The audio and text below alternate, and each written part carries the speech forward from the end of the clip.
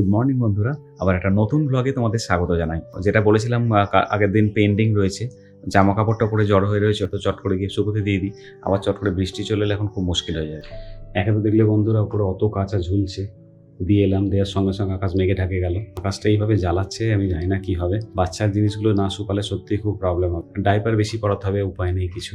চলো ব্রাশটা করে নিই, বা পড়ানোর টাইম হয়ে যাচ্ছে। পড়তে এসে গেছে অলরেডি, সঙ্গে আর ডিউটি আবার মনে পড়ে গেল। ফর্মুলা মিল্কের জন্য জলটা গরম করতে হবে। তোমরা দেখতেই পেলে কালকে ভোর রাতে বেবিকে ঘুম পাড়িয়ে দিয়েছিলাম। আনন্দের বিষয় হচ্ছে এখনো বেবি ঘুমাচ্ছে, উঠে পড়েছে। কি হয়েছে বাবু আমার? দেখো পড়তে এসে গেছে, ওইদিকে ও উঠে পড়েছে।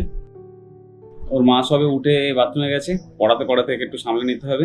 বুঝতেই পারছো, বেদম ঘুমোচ্ছে। শুয়ে দেবো বিছানায়, পটাং করে উঠে পড়বে। খাওয়া দাওয়া করে সকালবেলা খুশি হয়ে গেছে।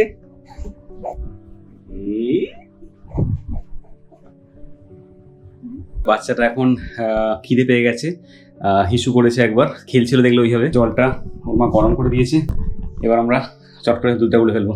দুধ গরম হয়ে গেছে, ফ্রিজের জলে চট করে ঠান্ডা করে নেবো। এবারও ঘুমিয়ে পড়েছে মায়ের কোলে, দেখে নাও ঠাম্মার কোলে ঘুমাচ্ছে। এই মাত্র তেরে বৃষ্টি হলো, জামা কাপড় তুলে দিলাম।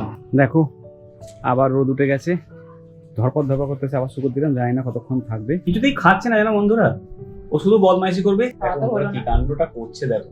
Happy happy happy happy happy happy happy পকাই বাবা তা আমার পোকা সোনাটা। সকালে যেগুলো ভিজিয়ে রেখেছিলাম সেগুলো এখন কেচে নেওয়ার পালা। কত আবার শুকুর দেওয়া হলো। কাচাকুচি করে শুকুর দিয়ে চান করে নিলাম। কাচাকুচি করে চান করে আস্তে আস্তে ওদিকে মা ওকে চান করিয়ে খাইয়ে দাইয়ে শুইয়ে দিয়েছে।